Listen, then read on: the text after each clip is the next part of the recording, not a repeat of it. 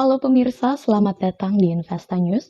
Kembali lagi bersama saya Iga Dias Retnandalas yang akan menemani Anda selama beberapa menit ke depan untuk membahas seputar dunia investasi edisi Jumat 11 Februari 2022. Berita pertama untuk mengawali pada hari ini ialah sektor pasar teknologi dan energi yang terkoreksi. Indeks harga saham gabungan ditutup pada zona merah pada perdagangan Kamis 10 Februari lalu. Seiring dengan penetapan suku bunga acuan Bank Indonesia, IHSG tertahan di posisi 6.823,64 atau melemah 0,16% atau 10,96 poin. Selama perdagangan, IHSG bergerak di rentan harian pada level 6.814,21 hingga tertinggi di level 6.874,35. Volume perdagangan mencapai 31,11 miliar lembar saham dengan total transaksi yang tercatat sebesar 15,48 triliun rupiah.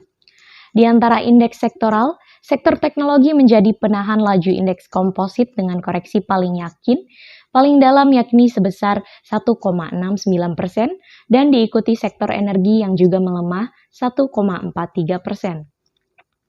Di seluruh pasar, investor asing mencatatkan net foreign buy sejumlah 1,73 triliun rupiah.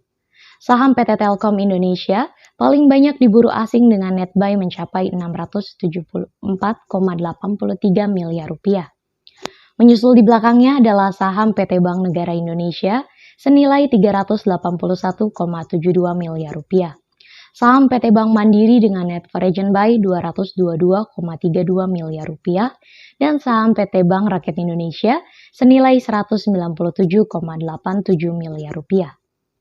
Sementara itu, saham yang menjadi sasaran jual asing antara lain PT Era Jaya Swasembada dengan net sell 71,58 miliar rupiah, lalu diikuti saham PT Bank Jago dengan nilai jual bersih asing sebesar 65,34 miliar rupiah dan saham PT Bank Sentral Asia sebesar 38,19 miliar rupiah. Pelemahan IHSG tidak sejalan dengan bursa saham Wall Street yang ditutup menguat pada Rabu lalu. Adapun dari dalam negeri, Bank Indonesia memutuskan untuk mempertahankan suku bunga acuan atau BI 7-Day Reserve Repo Rate di level 3,5% pada rapat Dewan Gubernur 9 dan Februari 2022. Kemudian, suku bunga deposit facility sebesar 2,75% dan suku bunga lending facility sebesar 4,25%. Setelah menurunnya dua sektor tersebut, berita selanjutnya muncul dari proyeksi IHSG yang masih lanjut tertekan. IHSG gagal kembali mencetak rekor baru pada perdagangan kemarin, Kamis 10 Februari lalu. Indeks saham ditutup melemah 0,16% ke 6.823,64. Meski begitu, secara intraday, IHSG sempat mencapai level 6.874,35. Rekor intraday tertinggi investor asing juga masih rajin belanja. Kemarin, investor asing membukukan beli bersih atau net buy 1,73 triliun rupiah. Analis menilai menurut indeks saham ini masih wajar. Menurut penjelasan Herditya Wicaksana, analis MNC Sekuritas, pelemahan cukup wajar mengingat beberapa waktu belakangan IHSG bergerak menguat dan kami memperkirakan akan ada aksi profit taking. Analis memprediksi IHSG masih akan melanjutkan pelemahan pada perdagangan hari ini. Analis Philips Sekuritas Indonesia, Joshua Marcius memperkirakan IHSG akan bergerak dalam kisaran level support di 6.800 dan resisten di 6.874. Menurut analisa Joshua, secara teknikal stokastik IHSG sudah membentuk dead cross pada area overbought. Candle yang terbentuk kemarin juga cukup impulsif. Joshua menyebutkan pelemahan IHSG yang mungkin terjadi masih berupa koreksi wajar dari tren bullish IHSG. Herditya menambahkan selama IHSG belum mampu menembus resisten 6.874, IHSG akan terkoreksi ke rentan 6.750 hingga 6.800. Analis Indo Primer Sekuritas Mino memperkirakan IHSG hari ini terkoreksi dan bergerak antara level support di 6.790 dan resisten di 6.855. Data inflasi Amerika Serikat yang tinggi jadi sentimen negatif. Menurut beliau, ini memicu ekspektasi The Fed akan agresif menaikkan suku bunga jelas. Biro Statistik Tenaga Kerja Amerika Serikat kemarin mengumumkan inflasi Amerika Serikat di Januari naik 0,6%. Realisasi ini lebih tinggi ketimbang proyeksi konsensus yang cuma 0,4%, serta realisasi di Desember 2021 yang hanya 0,5%. Menurut Mino, sentimen inflasi tersebut akan memberatkan IHSG hari ini. Investor akan berhati-hati menyikapi data tersebut dan mencermati kebijakan sentral Amerika Serikat ke depan. Selain itu, investor juga akan mencermati perkembangan penyebaran kasus COVID-19 di dalam negeri. Investor akan mencermati data tingkat keterisian rumah sakit di tengah lonjakan kasus COVID-19. Beralih pada sektor komoditas, diketahui bahwa emas global telah turun. Harga emas dunia pada perdagangan Kamis lalu berbalik turun di tengah penguatan indeks dolar Amerika Serikat. Harga emas terkoreksi setelah berada pada level tertingginya pada perdagangan sebelumnya di Rabu lalu. Hal ini menghentikan rally dalam 4 hari berturut-turut. Pada Kamis 10 Februari pukul 15.35 waktu Indonesia bagian Barat, kontrak harga emas paling aktif untuk pengiriman April 2022 di divisi COMEX New York Exchange terkoreksi 5,05 US dollar ke level 1.831,55 US dollar per troy ounce. Di pasar spot, harga emas juga ikut melemah sebesar 1,78 US dollar ke posisi 1.830,65 US dollar per troy ounce. Sementara itu, indeks dolar Amerika Serikat yang biasanya berbanding terbalik dengan emas naik ke level 95.530. Dari dalam negeri, berdasarkan informasi laman resmi Unit Bisnis Pengolahan dan Pemurnian Logam Mulia Antam, harga dasar emas 24 karat ukuran 1 gram dijual senilai Rp945.000, naik Rp2.000 dari posisi sebelumnya. Harga buyback emas Antam berada di Rp847.000 per gram, lebih tinggi Rp2.000 dibandingkan perdagangan sebelumnya. Setelah sempat terkoreksi, lagi-lagi di beberapa saat, minyak memanas kembali.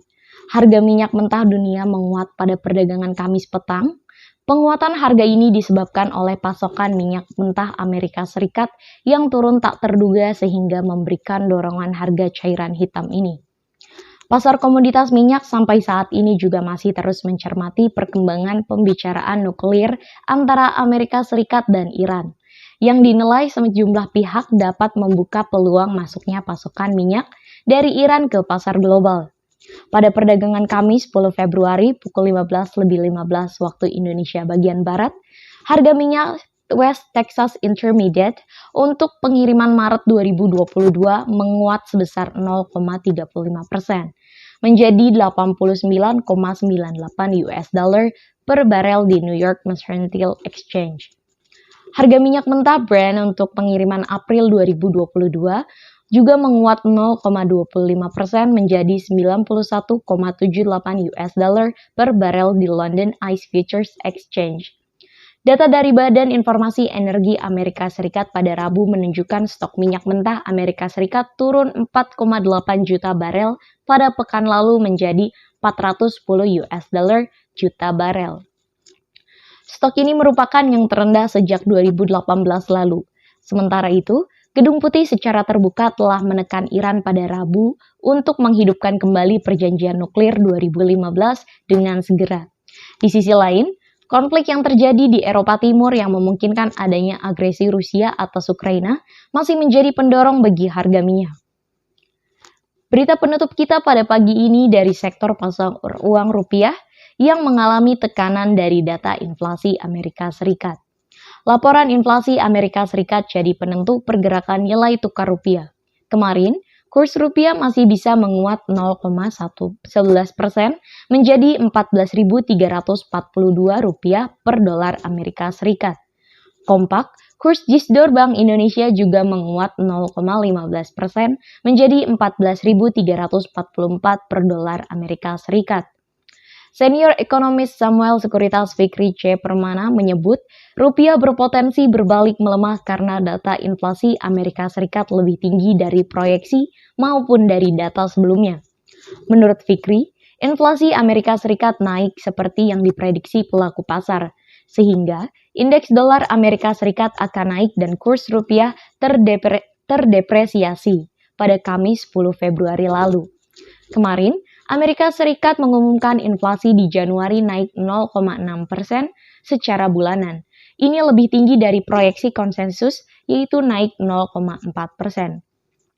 Sutopo Widodo, Komisaris Utama HFX Internasional, berjangka mengatakan inflasi Amerika Serikat yang lebih tinggi dari perkiraan ini memperkuat ekspektasi Bank Sentral Amerika Serikat menaikkan suku bunga di atas perkiraan juga.